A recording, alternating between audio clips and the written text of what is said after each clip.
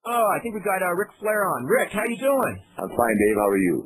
I'm doing really good. Thanks for coming on again. I apologize for having to leave early last night, so I want to make it up to you tonight, man. I was going pretty good last night, I think, huh?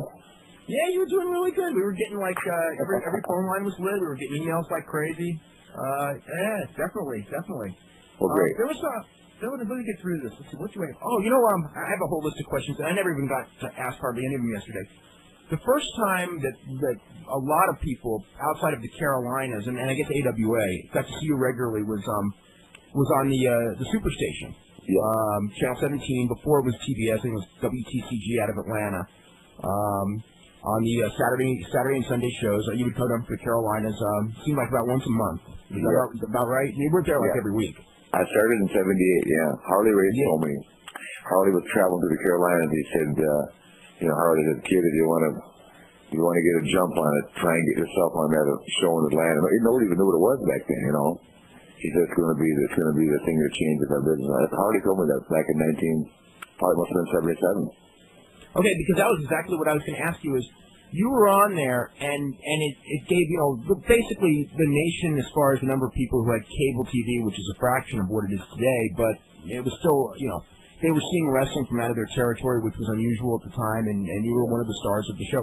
I was wondering, since you were one of the few guys who was coming from another territory to be there fairly often, I mean, when that happened, did you know you were on the ground floor of something really huge, or was it just you were booked in Atlanta, so you went to Atlanta? No, actually, I wasn't. What happened was, I think that was Crockett's way of trying to get me some exposure, hoping that they were going to be able to get, when Jim Crockett's father died, Jim Crockett Sr., they lost all their stroke in the NWA. Not because of lack of position with the company, but because of the fact that Jim Crockett Sr. was like Eddie Graham or Fritz Von Erich or Bob Geigel or Jim Barnett or Vince McMahon Sr. He was one of the older established guys, and when he died, the company came into the hands of Jimmy Crockett, and nobody knew who Jimmy was. Henceforth he lost the stroke, or I guess what I'm trying to say, the power that they had, in terms of trying to get a champion out of that territory. Everybody wanted to have the champion come out of their territory, especially with the power that Eddie Graham had in Florida and Fritz Von Erich had and Bob Geigel. They really had control of the NWA. So what happened was Barnett came up to meet with Jim Crockett and seen me a couple times. Jim Barnett, who at that time was running that TV and was one of the most powerful guys in our industry, not only in America but over in Australia. So he saw me. He's the one that brought me down, and I think Jim Barnett had as much to do with me getting the title or getting my first title in '81 as probably Jim Crockett. I mean, Jimmy pushed me, but Jim was the guy that brought me down and featured me on that TV with Ole Anderson's booking at that time, but they're the ones that used me, and it was I had no idea. The guys that were on that TV back then, when we went to Ohio or wherever we went, it was out of Georgia. It was huge. I mean, we were like rock and roll stars, especially Tommy Rich. And Tommy Rich was over at that period of time as good as anybody ever in the business, in a smaller market, of course. Yeah, I mean, a lot of people don't remember that one. One of the guys also that you worked with in that period that I remember in the very early days of Superstation Wrestling, Georgia Championship Wrestling, was Tony Atlas. So I guess Tony probably came down from the Carolinas too at that point, right? Well, he had already left the Carolinas. He's from Roanoke, Virginia, and Ole and Gene broke him in Charlotte. And he spent about maybe 2 years in the Carolinas, and somehow, there was like a reciprocal agreement between Crockett and Jim Barnett at that time, and they wanted another guy to come down into that Atlanta market, a black guy because they had a huge demographic that followed the black guys. And Thunderbolt Patterson at that time was kind of put himself in a position not to be pushed anymore, and they brought Tony in, and then he got over huge in the Atlanta market, and of course he got over huge wherever he went. He was another guy that potentially should have been one of the big players for a long time, but let his personal problems overwhelm him, and consequently, the story is it's not a good story. It ended, not ended yet, but he has not obviously seen what he should have seen in the industry. Yeah, he was very big for a period of time there. One of the things with Tony Atlas, because the first matches I saw of Tony Atlas were against you, and I guess it's kind of a funny story now because at that time, we all thought, man, this Tony Atlas, what a phenomenal worker. Yeah, thank you. He could press land me and give me the suplex out of his belt. And he tried hard. Tony, you know what? He was a good amateur wrestler in high school. And he had good athletic ability, but just, you know, the guy that, I appreciate the compliments, and we worked hard with those guys. You know, there were a lot of them in the business that have come through here, the last 20 years, and we worked hard with them. But, and I appreciate the compliments from you, but it took a lot of guys like myself and Arn Anderson and Tully Blanchard, Ole, and the guys that were, that were built to help make other people look good. That's what we did, and Tony was very receptive and a very nice guy and always showed me a lot of respect, so I had no problem, helping him. I guess in his day, I mean, he must have been like a real powerhouse. I mean, some of the lifts he did, I mean, he's still kind of like, I mean, age group-wise, I think probably one of the stronger guys in the country. Let me tell you, Dino Bravo, who was, we all know, was a real strong guy and a real nice guy, by the way. Dino and Tony were in Charlotte at the same time, and Bravo was tremendously strong, for those that didn't know that. And I saw them in the gym one day. I saw Tony do 8 reps with 505, and I saw Dino Bravo do 12 with 505 in the bench. Really? Well, I've never seen that in my life, and I see a strong guy. Same day, yeah, they're both. And this is 1978 or 79. Bravo was a horse. Bravo could bench about 600 pounds.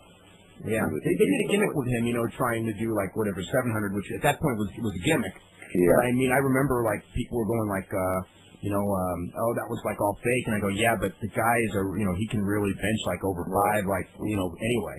No, I saw him do 580. I can't say I saw him do 600, but I would, in my estimation, you could call Dino Bravo a 600 bencher. Wow. Tony Atlas, for those that don't know what I'm talking about, you will, Dave. He took a close grip. It was almost like a tricep press for him. If he had ever learned to bench with his chest instead of the triceps, Tony probably would have benched, who knows what. He had about maybe an 8 to 10 inch grip, from hand to hand. He wouldn't go wide. And the big guys always, the big bench pressers are always with a wide grip. Sure. Tony was all triceps, but he could just blow that thing off his chest. They had a bench press contest between he and Bob Backlund in Atlanta, probably in about 1979. Bob Backlund was another guy who could bench press 500 pounds. Yeah, which people I'm sure now don't realize, Bob Backlund was never, certainly after the 80s, was never like thought of as a power guy, but I mean, I remember him in the late 70s, and he was a powerhouse. Oh, it's tremendous. I mean, guys look at Bob and think, God, how could he do it? But Bob could bench press 500 pounds. And keep in mind, they did it in a ring, which had some spring to it. So they did it in Atlanta several times. Bob was real powerful. Rick, we actually have listeners like all over the world. This email came in from Auckland, New Zealand. It says, Rick, I'm in New Zealand. I've been a fan of yours for years. I've always wondered the reason for your dropping the WWF title to Bret Hart at a house show. Actually, I think that was a TV taping, but it didn't air on television. What were the reasons for the title change? Not airing on television, as a Hart versus Flair world title match on television or pay-per-view would have been a classic. You know what was behind that? I can't answer that question other than the fact that I was just told to do it. Yeah. And that's what they wanted at that time. I think that they came back from Europe. They rethought what was going on in the business.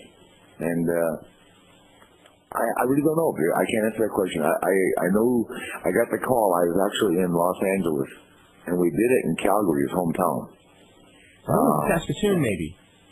Was it Saskatoon? Okay. I think it was somewhere up there. I don't think it was Calgary, but it was somewhere in that area.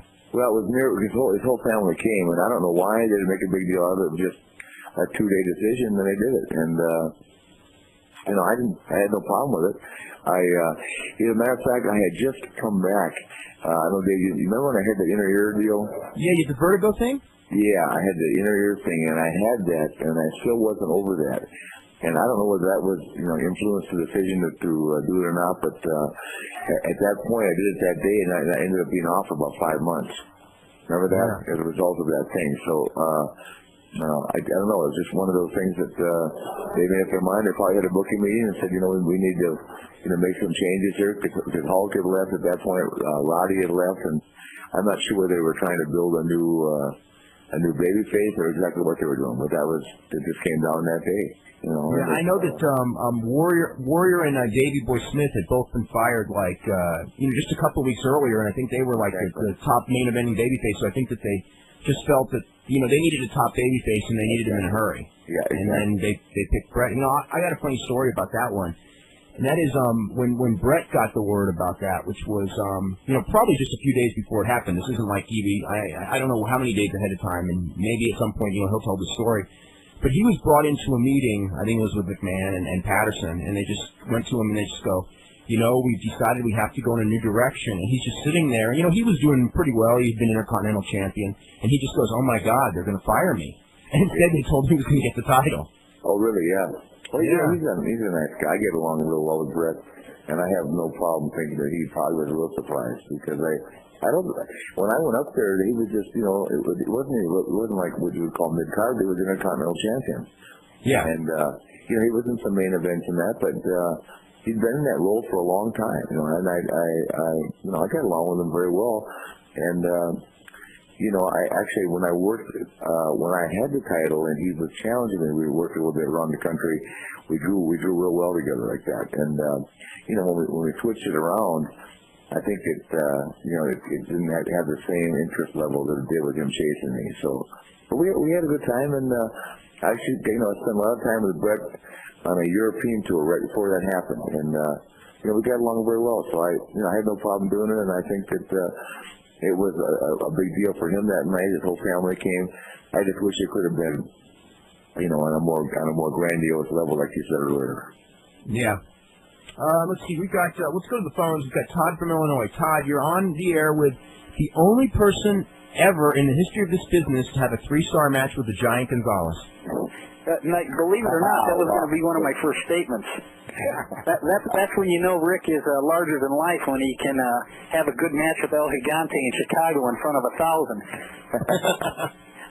But actually, the reason I'm calling, I had the privilege of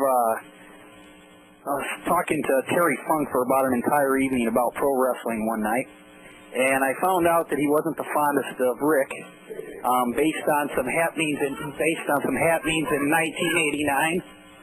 As far as he said that he was kind of unaware about the retirement angle that was going to take place, and I know Rick was in charge of the booking at that time, and he said that Jim Ross and Rick were pretty much trying to run him out of the NWA, and I'm wondering if I can get the other side of the story on that. I'm glad you asked that question. I'm glad that has come up. You're asking me or Dave? I'm asking you, Rick. Yeah, that's entirely untrue. That was, and if Jim Ross can hear me, that was entirely a Jim Ross, Jim Herd production. As a matter of fact, I was not in charge of booking at that time. And we went to Memphis. That thing was not Memphis, Nashville, which is where Terry. This was Terry came back after the match. Yeah, I had no idea. You're talking about the I Quit thing in New York, right? The I Quit match in Troy, New York. Yeah. Yeah. Right. No, I had no idea. I was not in charge of booking at that time, and that's exactly about the point in time that Jim Herd, myself, and Jim Ross completely went sideways with each other because he wanted me to cut my hair. I don't know, Dave, you know more of the story probably than I do, but there were huge. And Terry Funk to this day. And I was watching him, I guess it was just been less than a year ago with WWF as one of the guys that I actually have found not only to be one of the great wrestlers of our generation, but one of the most entertaining guys in the business. So that's not true. And gosh, I've been around Terry several times since then. If he said that to you, I'm sorry to hear that because that was never. I would never have wanted to retire Terry Funk in any capacity. Well, it wasn't more in a degrading way. I asked the question of why he called it quits in '89 when it seemed he was to a point where he was on top, and he just brought up that point. Yeah, no, what happened, and I pushed him when I was booking in '95, but as far as the company would let me, because Terry wanted to do at that time doing the moonsault and the garbage can and all that stuff was all ECW stuff, and we were producing a show in Disney and. Eric was all over me about Terry doing that, but Terry come to me and say, I didn't mind because I found Terry to be Terry Funk. I mean, he's a classic, he's a legend, and he's a guy that, in my mind, will always go down as one of the greatest guys, one of the greatest performers in our business. That was just in 1995, I had the book in terms of quote unquote the book, but I didn't have any say so, and that's just the way to put it. Well, it's good to hear the second side of that. Yeah, I think if Terry feels that way, he's never told me that. we just, you know, in '95 we were just trying to put everything together. We had just gotten Hogan to come into the company, and Jimmy Hart came with Hogan. I have a lot of respect for Jimmy, but the whole company was basically trying to restructure itself. Or Eric was trying to restructure the whole company on a lot smaller budget than they have now to work with. And they were trying to actually rally around the Hulk Hogan image, and the Hulk wanted, of course, to have his guys around him, and that's basically the story. It'll always go down like that. So we were moving guys around as fast probably as we ever have, just trying to give him a level of comfort, and he wanted, of course, to surround himself with guys that had been with him in the WWF. All right, and my last question. Out of, since you've been on top and been the heavyweight champion, who would you say in the ring treated you, I guess I want to say, with the least amount of respect? Was it a shooter, you know, in the ring like Brody, or a young guy that was just coming up that thought he was on top? And does anybody come to mind? I've never had that experience. I've never worked with anybody that didn't show me the respect of who I am in the ring. Well, I think that's a tribute to you more than anything. Yeah, no, actually, Brody and I wrestled Brody, and Dave knows where I'm coming from, in St. Louis one night in front of the biggest crowd in the history of the town at that time, in front of Japanese TV for an hour. Yeah, they did that at the hour match, I remember. Yeah, I remember seeing it. And he was a big card in St. Louis. He was right there with Dick the Blues, and that's Payne's Brody, as big a compliment as I can, God rest his soul, because he was a huge card there. But those guys, you know, it's funny because they knew the word. I think the word with me in the industry was that I was there to make the match, never to make myself. And if a guy gave me a good match, I could make myself, if that makes sense to you. If a guy allowed me, if they gave me the time, and if the guy had confidence in me, which almost of the top guys did, I could get myself over just by being in the ring with the guy. I could lose every night, but I could be, if I had 50 minutes or 35 minutes to lose, the people went home saying, God, that guy got beat, but Christ, you know, in my mind, they went home saying, you know, what a tremendous performer he is. That's kind of how I analyzed my whole career. So Brody, I had a great time with Brody. I can't remember ever, I can't say I had great matches all the time with guys, but I don't think I ever had a problem. I'm trying to think, you're asking me a question, you're kind of catching me off guard, but I don't think I ever had that problem. I can't remember ever having it. Never had a guy. Thanks for your time, Tim. Dave, thanks for having me on. Oh, no problem. You know, Rick, one of the things, was that the most frustrating period of your career working for Jim Herd, or was like last couple of years, like under Eric, more frustrating? They were equal. I remember Jim Ross saying one night, and I don't think Jim meant anything else, but he said, Rick, you're going to be 39 years old. Yeah, we have to do something with you. You know, you're 39. I remember this. This would have been probably right around December 1989. Okay, there was probably a Christmas show in Atlanta, and I was not there for the conversation, but some friends of mine were and called me like that night, and we were laughing, except it was not. It was serious. Yeah. And you had just, you know, in '89 you had just finished the program with Steamboat and then with Funk, and they were unbelievable matches. You know, some of the best matches of your career, some of the best matches you've ever seen, and at the end of the year, you know, they were just, you know, WCW had its ups and its downs, you know, but they did not make money that year, and the whole thing was, you know, we're going to turn this company around. We just have to replace Flair as champion. And we were just like, don't they understand that that's the one thing about the company that's working is the main event? No. The problem was that, you know, in those days there was no undercard. It was a one-match show.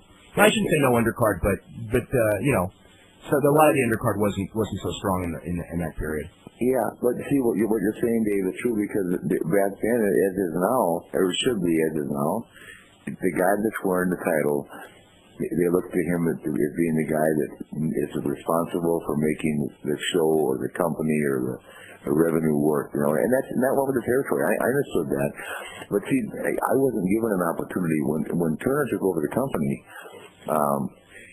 It wasn't wrestling as we knew it. That was the first initial change. I mean, it wasn't where I'd go into a building and you would say, well, here's a guy we built for a year to wrestle a champion, and if you're over the champion, we're going to draw a big house. It was like work inside this enclosed environment, take care of yourself, which was hard to do, but build A, B, C,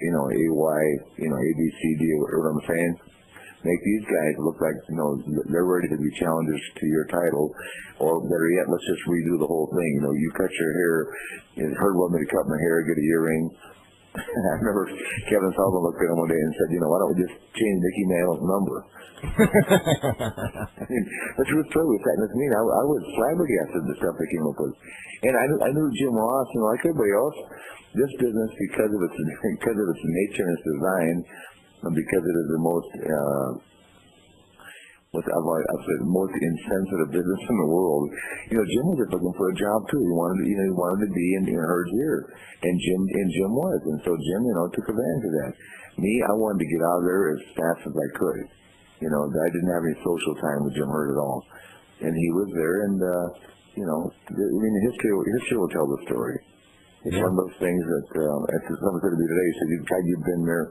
I was going to say it on TV one day, I decided not to, but I've been there through 5 or 6 different bosses in 10 years. Oh, except for the period you was McMahon for that couple-year period. Yeah. You've been there since the day one of the whole company. Yeah, and I came back, and I was with Bill for a month before he got fired, Right. That's something I've seen it all. I was going to use that as a promo one night on TV that I've been there to see 5 guys come and go, but I didn't think it was in good taste. In the 1970s, I think about 75, 76, you were in, just as your career was taking off, you were in a plane crash. Yeah. That was the plane crash that ended the career of Johnny Valentine, as a matter of fact. Yes, I did. And Bob Ruggers. The question is, how long did it take you to get back on an airplane after that?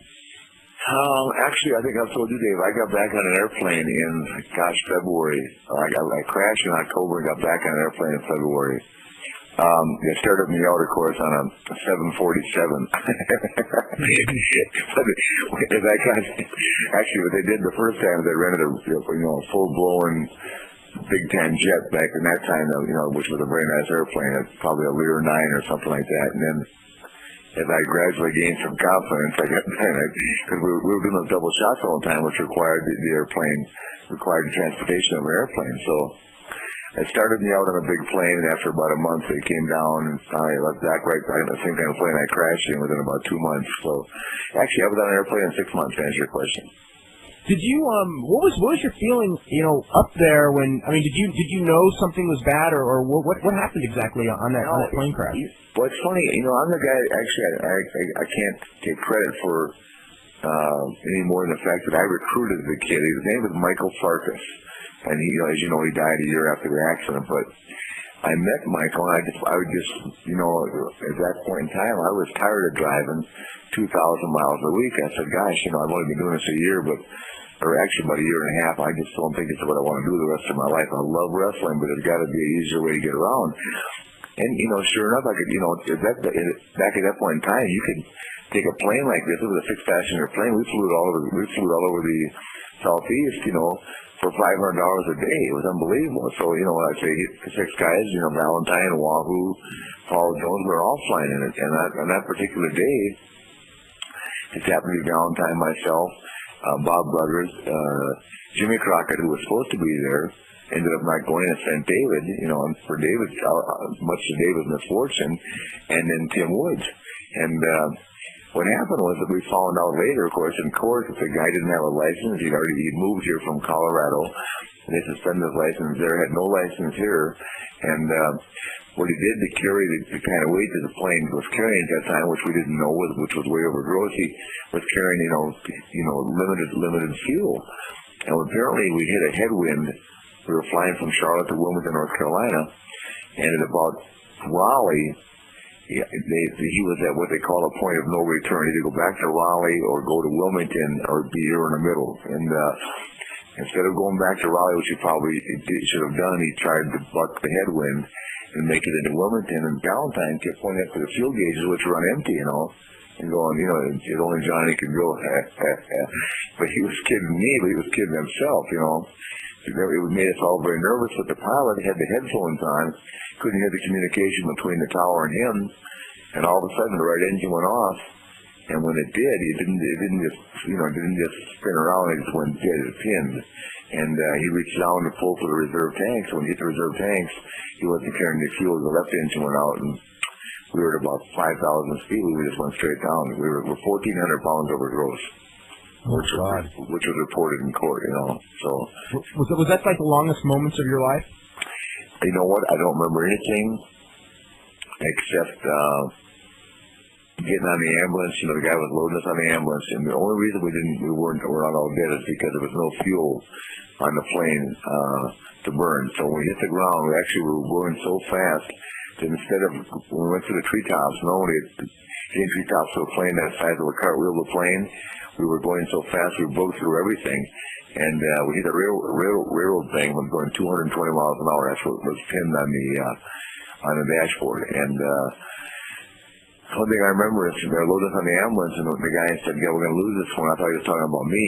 He was actually talking about Bob Douglas had gone into shock, you know. So I just have a very limited memory of it all. I don't even remember going down, but I knew that when that engine went off and the other one went down, we were in trouble. And for some reason, that's been blocked off, probably for a number of good reasons. But it was really a bad deal. But I remember Wahoo McDaniels, and this is a great story too that should be told, and if we told right now. Wahoo was wrestling that night. In fact, we were selling out everywhere back then. Wahoo was my opponent, was the first guy at the hospital. And of course, they wanted to keep Wahoo out of the hospital. They thought he was coming in there to beat me up. This is how the business was back then. You know, Wahoo came busting into the emergency room and said, "Are you okay?" and all that. I mean, the nurses and the doctors, everybody was in shock because everything was kayfabe. And I'll tell you what, they had an $80,000 or $90,000 house in Greensboro the next night. The only thing that saved the territory is Tim Woods agreed to go into the ring, you know, because to this day, you know, if you could find people, and it's a very limited audience, but to this day, people know that Tim Woods was on that plane. He walked out of the hospital. Because it was so kayfabe back then. Tim Woods and Valentine entered into a real heavy program. Right. Because Tim Woods was babyface and the rest of you guys were heel. Exactly. And Valentine was like his adversary then. And, you know, the Crockett said, "God, you need to do me a favor, walk into the ring," so they don't think you were on an airplane, because the word was getting around. And back then it was so kayfabe, people would have been astonished to think that Mr. Wrestling was on that plane with us. And so Tim did the business and did the Crockett a huge favor. And as usual, didn't get anything back for it. So wow. Let's go to Ed in New York. Ed, are you there? Yeah, Dave, how you doing? I'm doing pretty good. I just got Ricky, excuse me if I mark out a little bit here. I can't hear him, Dave. Can't believe I'm actually speaking to you. Ed, talk a little bit louder. Okay, Rick, yes. A couple people I was curious of your opinion on. I know Bill Watts. I can't hear him at all, Dave. Oh, he's asking for your opinion about Bill Watts. I know a lot of people, they, either you love him or you hate him, and I was just wondering what Rick Flair's opinion of him was. Going back to what I said last night when you were asking about Bill Watts, I judge everybody in this business. I have, over the years, I've learned how they treated me, and Bill Watts, for some reason, unbeknownst to probably a lot of people, treated me tremendously. He paid me the correct percentage when I went and worked for him, which was unheard of.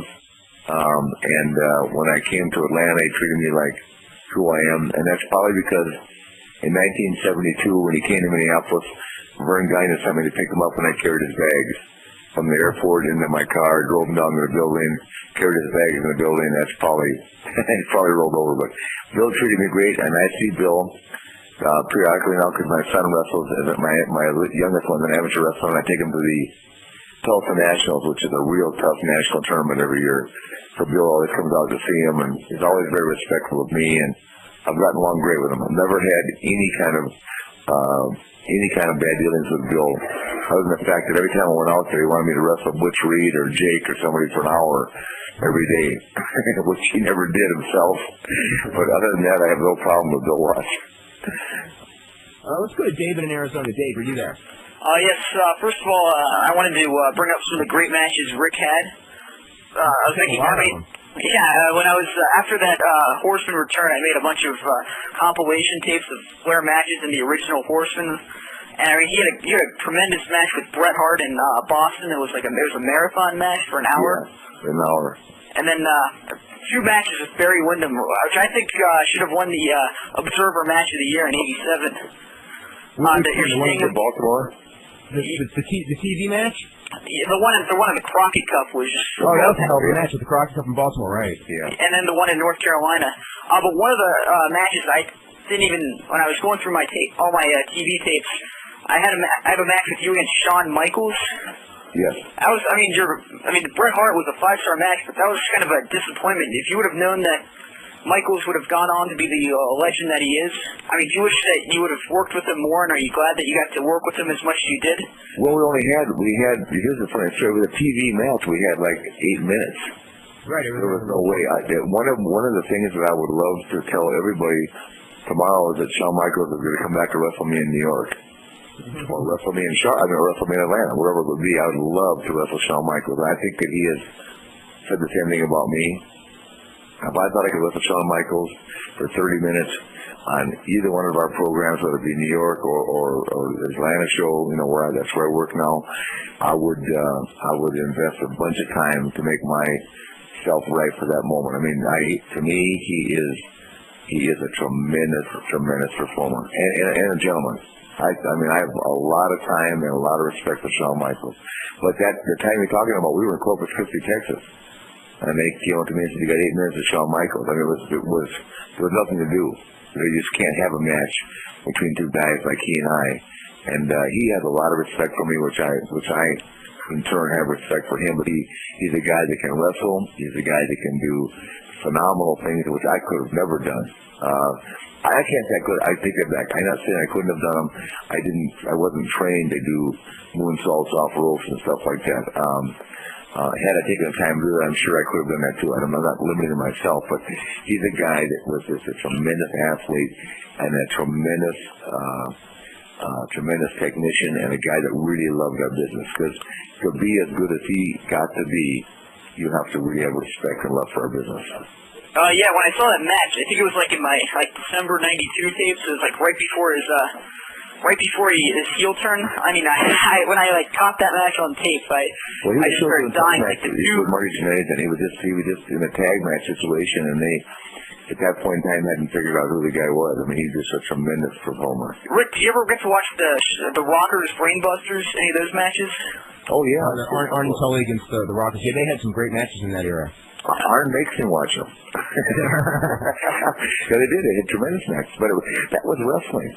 See, what Shawn Michaels was a well-built, handsomer than handsome Ricky Morton. Ricky Morton could work his ass off, and Shawn Michaels came along in the same. Shawn had the same kind of appeal, and but he actually was even, I'm not saying he was a better worker. He was a better performer than Ricky Morton, even at that time. Of course, he became probably the best performer in our business.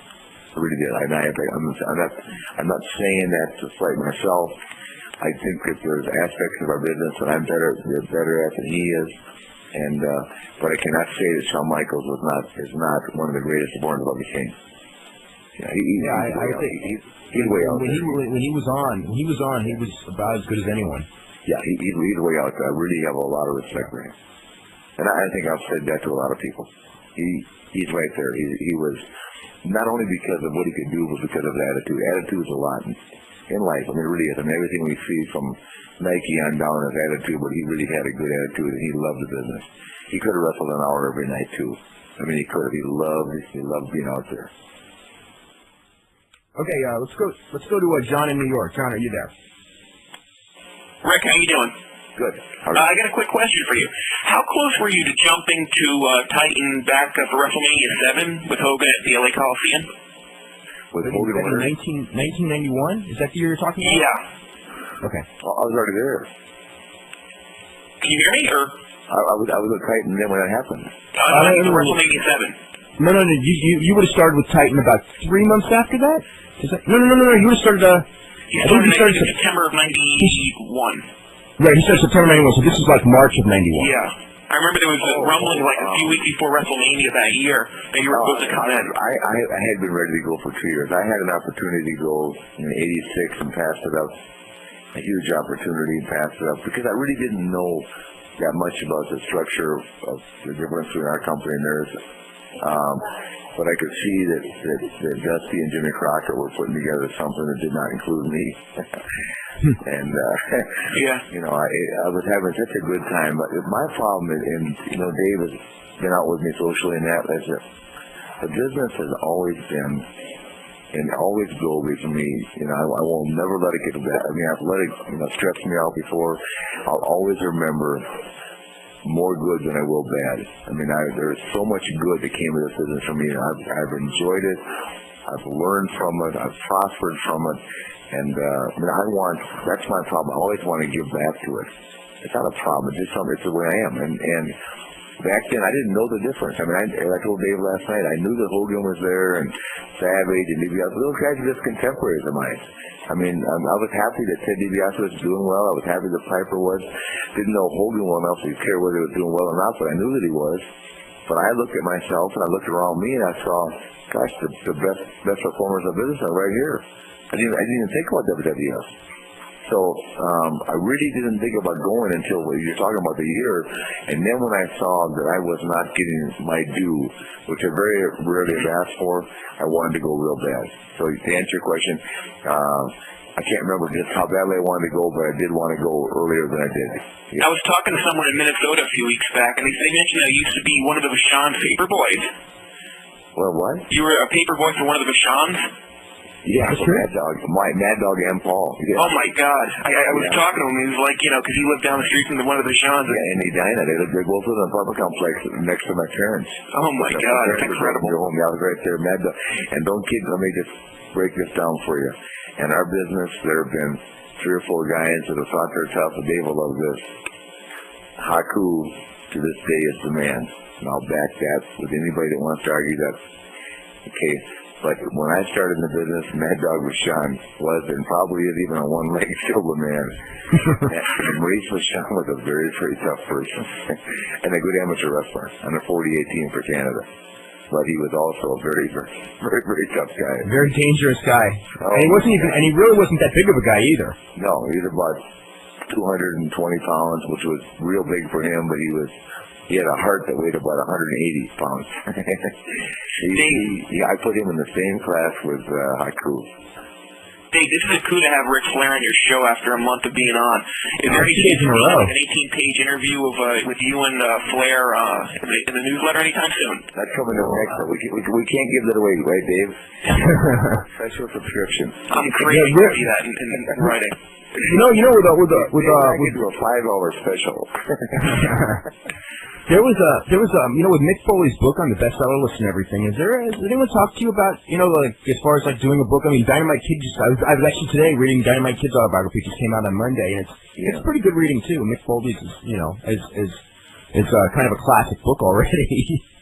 Well, it's funny. I've been approached 2 or 3 times. My wife's walking up to me right now, Dave, so I can't tell the truth, but I'll have to write my book. My book will be much more exciting than theirs. You know that, right, Dave? If you tell all, it will be. She said, "Give me a diggy." She said, "Tell Dave I love him. Send me the tape that he owes me, and he owes me the original, not the bogus one." And I've got to go have dinner with her. So, to answer your question, I'd love to write a book, but Dave, you and I'll have to discuss that behind closed doors. We'll find the right guy to write it. I thought Mark Madden probably be the guy to write it, but we'll have to edit, you know, make it the right. It'll be a much more interesting book than just about wrestling. Yeah, as you know. Yeah. The 4 horsemen were real. Can I close by saying goodbye, Dave? Okay, sure, go ahead. I have to. And tell the gentleman out there to ask that question, and when we write the book, it'll be a bestseller for sure. Okay, man? Okay, thanks so much, Rick. Hey, Dave, thank you. Call me tomorrow, okay? Okay, we'll talk soon. All things have gone well, and I really appreciate you guys featuring me, and I appreciate all the nice compliments and all the nice things you've all said. And Dave, to you personally, I hope everyone can hear this. I've always appreciated and always loved the recognition. It really is nice. Well, you're very welcome, and you know you've worked hard for it. You've worked hard for it, and everything that you've gotten, you've deserved, and everyone knows that. Thank you, sir, very much. Okay. God bless you, Dave. Okay. Thank you very much. Bye. You worked there like every week. I started in '78. Yeah. Harley Race told me. Harley was traveling to the Carolinas. He said, you know, Harley said, "Kid, if you want to get a jump on it, try and get yourself on that show in Atlanta." Nobody even knew what it was back then, you know. He said it's going to be the thing that changes our business. Harley told me that back in probably must have been '77. Okay, because that was exactly what I was going to ask you. Is you were on there, and it gave, you know, basically the nation as far as the number of people who had cable TV, which is a fraction of what it is today, but it was still, you know, they were seeing wrestling from out of their territory, which was unusual at the time, and you were one of the stars of the show. I was wondering, since you were one of the few guys who was coming from another territory to be there fairly often, I mean, when that happened, did you know you were on the ground floor of something really huge, or was it just you were booked in Atlanta, so you went to Atlanta? No, actually I wasn't. At that period of time, as good as anybody ever in the business, in a smaller market, of course. Yeah, I mean, a lot of people don't remember that one. You know, one of the guys also that you worked with in that period that I remember in the very early days of Superstation Wrestling, Georgia Championship Wrestling, was Tony Atlas. So I guess Tony probably came down from the Carolinas too at that point, right? Well, he had already left the Carolinas. He's from Roanoke, Virginia, and Ole and Gene broke him in Charlotte, and he spent about maybe 2 years in the Carolinas, and somehow, you know, there was like a reciprocal agreement between Crockett and Jim Barnett at that time, and they wanted another guy to come down into that Atlanta market, you know, a black guy because they had a huge demographic that followed the black guys. And if I remember Patterson at that time, was kind of what happened was I think that was Crockett's way of trying to get me some exposure, hoping that they were going to be able to get, you know, when Jim Crockett's father died, Jim Crockett Sr., they lost all their stroke in the NWA.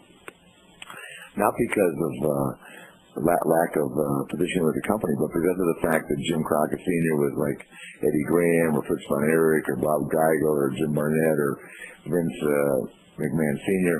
He was one of the older established guys, and when he died, the company, you know, came into the hands of Jimmy Crockett, and nobody knew who Jimmy was. You know, henceforth he lost the stroke, or I guess what I'm trying to say, the power that they had, you know, in terms of trying to get a champion out of that territory. Everybody wanted to have the champion come out of their territory, especially with the power that. Oh, I think we got Ric Flair on. Rick, how you doing? I'm fine, Dave. How are you? I'm doing really good. Thanks for coming on again. I apologize for having to leave early last night, so I want to make it up to you tonight, man. I was going pretty good last night, I think, huh? Yeah, you were doing really good. We were getting like every phone line was lit. We were getting emails like crazy. Yeah, definitely. Well, great. Let me get through this. Let's see. What do I have? Oh, you know, I have a whole list of questions, and I never even got to ask hardly any of them yesterday. The first time that a lot of people outside of the Carolinas and I guess AWA got to see you regularly was on the Superstation. Yeah. Channel 17. Before it was TBS, I think it was WTCG out of Atlanta. On the Saturday and Sunday shows, you would go down to the Carolinas. Seemed like about once a month. Is that about right? Eddie Graham had in Florida, and Fritz von Erich had, and Bob Geigel. They really had control of the NWA. So what happened was Barnett came up to meet with Jim Crockett and had seen me a couple times. Jim Barnett, who at that time was running that TV and was one of the most powerful guys in our industry, not only in America but over in Australia. So he saw me, and he's the one that brought me down. And I think Jim Barnett had as much to do with me getting the title, or getting my first title in '81 as probably Jim Crockett. I mean, Jimmy pushed me, but Jim was the guy that brought me down and featured me on that TV with, Ole Anderson's booking at that time, but they're the ones that used me. And it was, I had no idea. The guys that were on that TV back then, when we went to Ohio or wherever we went, it was out of Georgia, it was huge. I mean, we were like rock and roll stars, especially Tommy Rich. And Tommy Rich was over